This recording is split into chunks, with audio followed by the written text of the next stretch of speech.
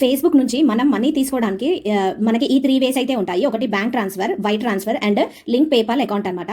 So ఇది bank transfer అంటే ఇందులో ఏమంటే మినిమం $25 ఉండాలన్నమాట. అండ్ ఇది మన లోకల్ కరెన్సీ ఉంటుంది. It will take 2 or 3 days for to reach మన అకౌంట్కి సెండ్ అవ్వడానికి 2 to 3 days అనేది పడుతుంది అనమాట. సో మన ఇది లోకల్ కరెన్సీలో వస్తుంది.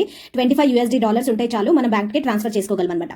సో వైర్ ట్రాన్స్ఫర్ అంటే ఏంటంటే ఇది మినిమం $100 ఉండాలి మన అకౌంట్లో. అంటే ఇక్కడ మనం అమౌంట్ ఏదైతే అర్న్ చేసింది ఉంటుందో అది $100 అయితే తప్ప మనకి రిలీజ్ అవ్వడం అనేది చేయరనమాట. సో ఇది ఇంటర్నేషనల్ ట్రాన్సాక్షన్ కాబట్టి 7 to 10 days పడుతుంది మన బ్యాంక్కి రీచ్ అవ్వడానికి. ఓకే, సో ఇది USDలో ట్రాన్స్ఫర్ అవుతుంది. కొన్ని చార్జెస్ కట్ అయ్యి ఫీజ్ కట్ అయ్యి మనకి ఈ అమౌంట్ అనేది వేయడం జరుగుతుంది అనమాట. సో వైర్ ట్రాన్స్ఫర్ పెట్టుకుంటే కనుక $100 అనేది ఖచ్చితంగా మన అకౌంట్లో కంప్లీట్ కావాలి. అప్పుడే మన అకౌంట్కి ట్రాన్స్ఫర్ చేస్తారు. అండ్ ఇది link PayPal account. PayPal account create చేసుకొని మనం దీంట్లో యాడ్ చేసేసేయాలి. మనం మళ్ళీ మన పేపాల్ అకౌంట్కి అమౌంట్ అనేది రావడం జరుగుతుంది. అక్కడ నుంచి మనం మన బ్యాంక్ అకౌంట్కి విత్డ్రా చేసుకోవచ్చు, లేకపోతే ఇంకేదైనా ప్రాసెస్ ఉంటుంది. సో అలా మనం రిసీవ్ చేసుకోవచ్చు అనమాట. సో ఈ 3 వేస్తో అయితే మనం ఫేస్బుక్ నుంచి పేమెంట్ అనేది తీసుకుంటాము.